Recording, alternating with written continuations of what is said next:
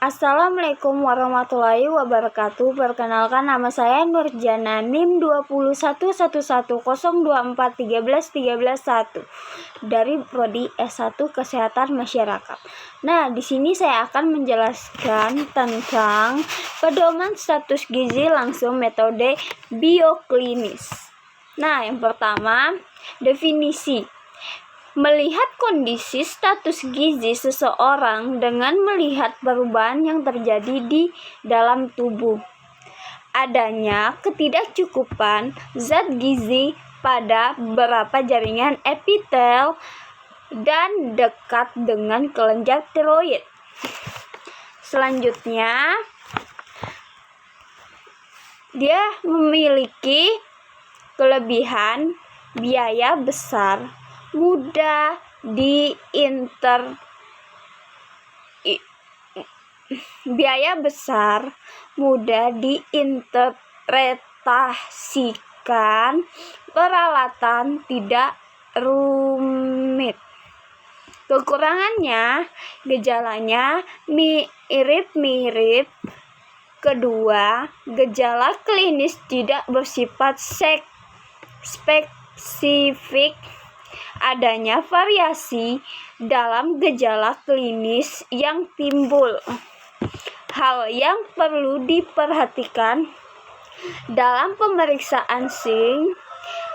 Yang pertama, tanda-tanda SING yang memang benar berhubungan dengan kurang gizi bisa karena kekurangan salah satu zat gizi atau lebih yang dibutuhkan tubuh. Yang kedua, tanda-tanda SING yang dibutuhkan investasi penyelidikan lebih lanjut. Tanda-tanda ini mungkin karena gizi salah atau mungkin oleh faktor lain seperti kehidupan di bawah standar atau miskin, buta huruf, dan lain-lain. Nah, yang ketiga, tanda-tanda SING yang tidak berkaitan dengan gizi salah walaupun hampir mirip.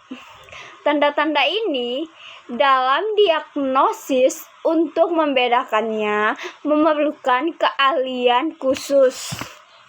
Nah, yang kedua, pemeriksaan lain bisa dengan melihat medical history seseorang atau rekam medisnya.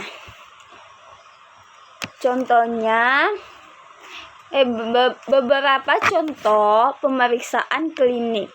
Seperti apa tanda klinis dan marasmus? Bagaimana tanda-tanda klinik anak obesitas? Nah, tanda klinik pada marasmus ditandai dengan berat badan yang sangat kurus. Terus berikut ini tanda klinik dari obesitas. Hiperpigmentasi di daerah kuduk, lipatan ketiak dan lipatan paha. Iritasi dan lecet di daerah-daerah lipatan integrigo furunculosis. Blood isses kaki pengkor, skoliosis tulang belakang melengkung, anak berpayudara lebih besar, nafsu makan berlebihan, gangguan sistem pernapasan, napas pendek, batuk, dan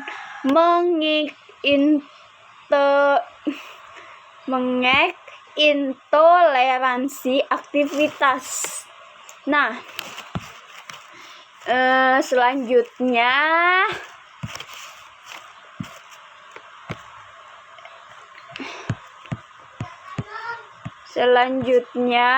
kita akan gambaran klinik marasmus.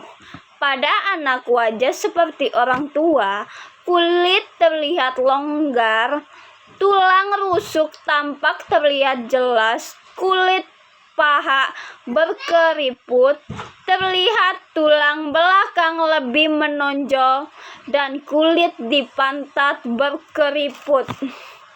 Nah, yang kwashiorkor endem, rambut kemerahan, mudah dicabut, kurang aktif, rewel atau cengeng, pengurusan otot, dan selanjutnya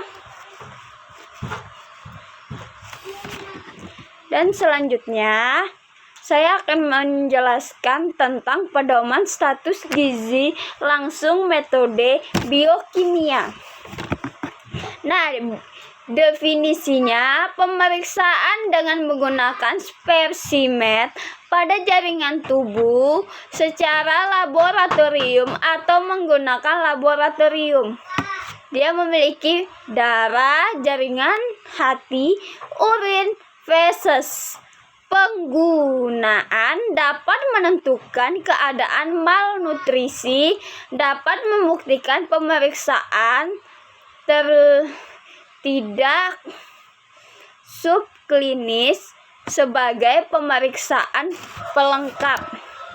Nah, pemeriksaan biokimia dilakukan terutama untuk mendeteksi keadaan defisiensi zat gizi subklinikal, artinya sudah mengalami kelainan biokimia namun tanpa tanda-tanda atau gejala klinis, sehingga sering digunakan untuk menggambarkan tahap awal dari suatu penyakit atau kondisi sebelum gejala terdeteksi oleh pemeriksaan klinik atau pemeriksaan laboratorium. Dalam penilaian status gizi dengan cara pemeriksaan secara biokimia sering memerlukan peralatan yang hanya ada di rumah sakit atau puskesmas, sehingga sulit terjangkau oleh penduduk yang tinggal jauh dari sarana kesehatan.